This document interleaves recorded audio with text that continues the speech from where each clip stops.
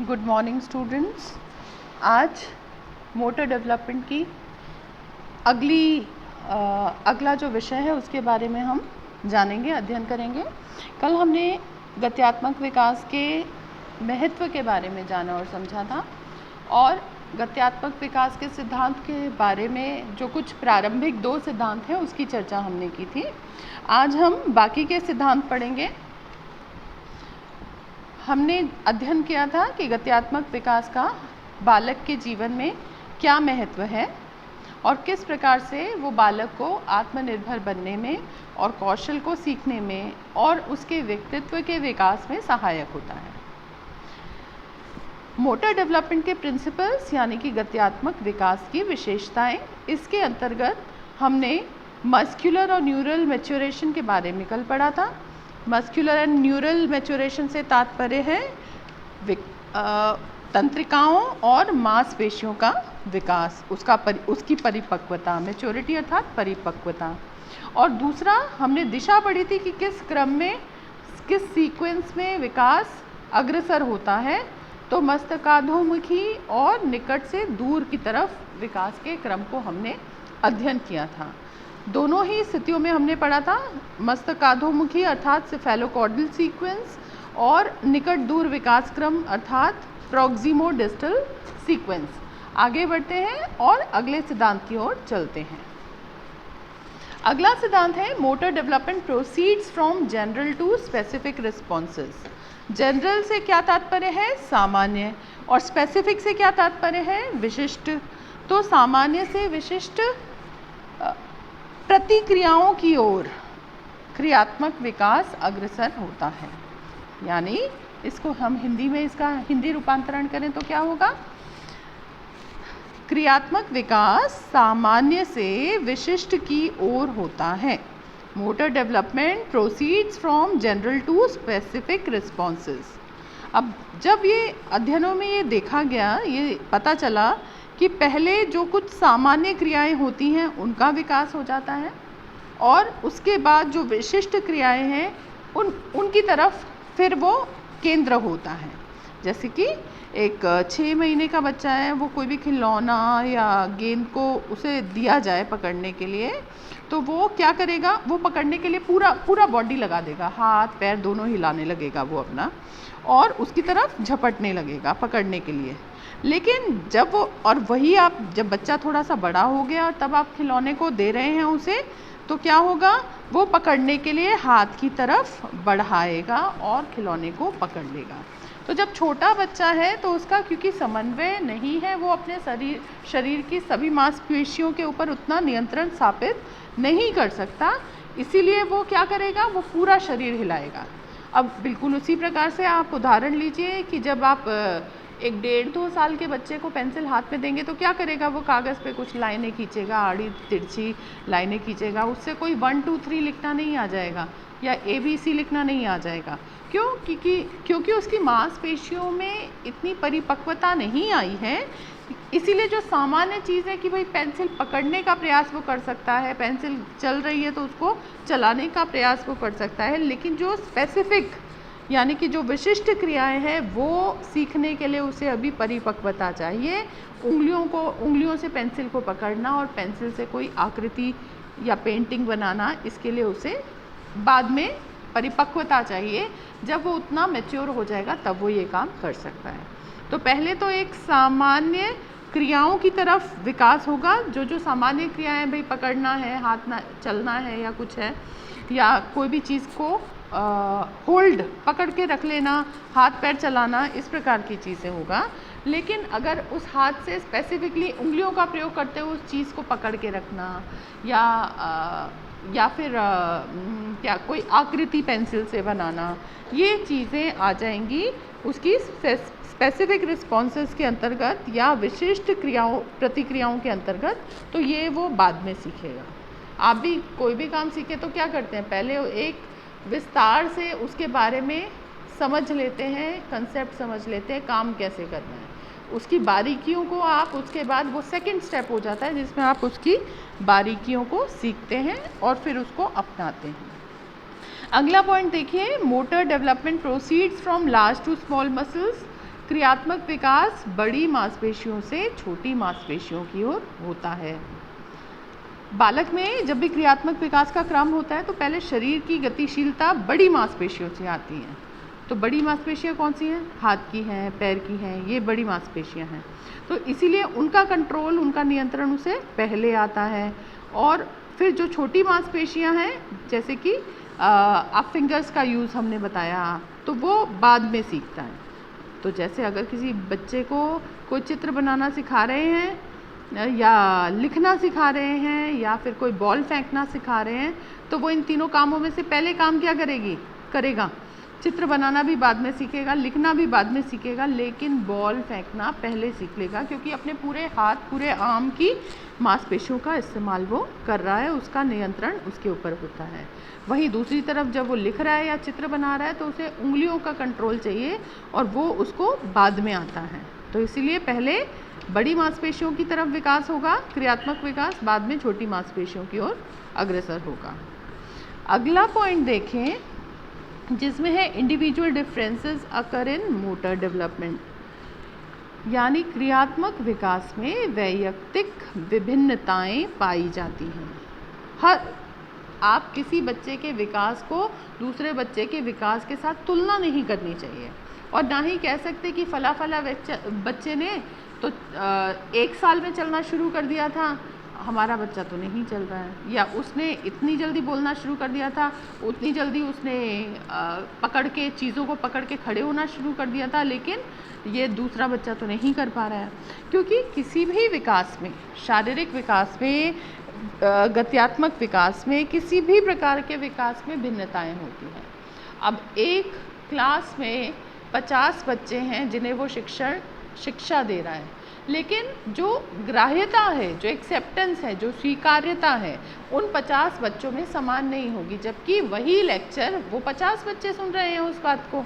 तो इसलिए व्यक्तिगत इंडिविजुअल डिफरेंसेस या व्यक्तिगत भिन्नताएं हमेशा होती हैं। तो इसलिए हम कह सकते हैं कि क्रियात्मक विकास में भी ये लागू होता है। ऐसा एक ही जैसा पैटर्न लागू नहीं होता, एक पैटर्न ज़रूर होता है, लेकिन उसमें भी कुछ भिन्नताएं हैं बालक ए और बालक बी में, अगर हम तुलना करें तो जैसे कुछ बच्चों में तो क्रियात्मक विकास थोड़ा जल्दी प्रारंभ हो जाता है, लेकिन कुछ बच्चों में देर से होता है।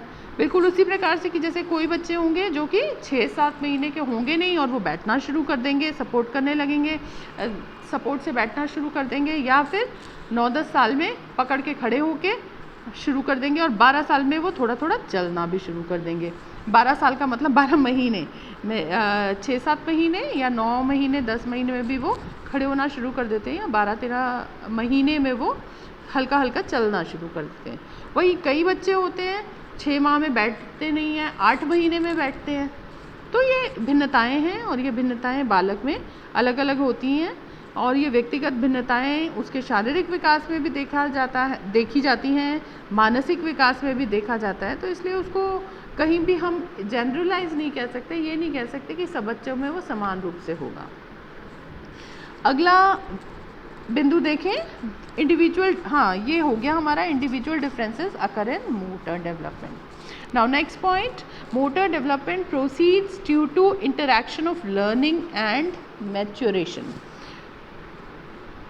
क्रियात्मक विकास अधिगम और परिपक्वता की अंतःक्रिया के फलस्वरूप होता है। बालक यानी कि आपस में क्या चीज़ें रिलेटेड हो रही हैं?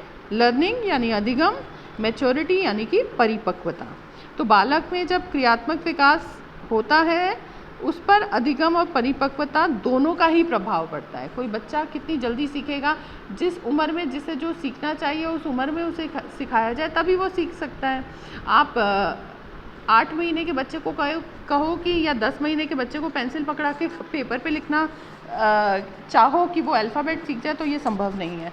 उसकी मांसपेशियों में इतनी परिपक्वता होनी चाहिए उम्र के हिसाब से कि वो उस लर्निंग, उस अधिगम को सीख सके, बेसिकली कोई भी कौशल सीख सके।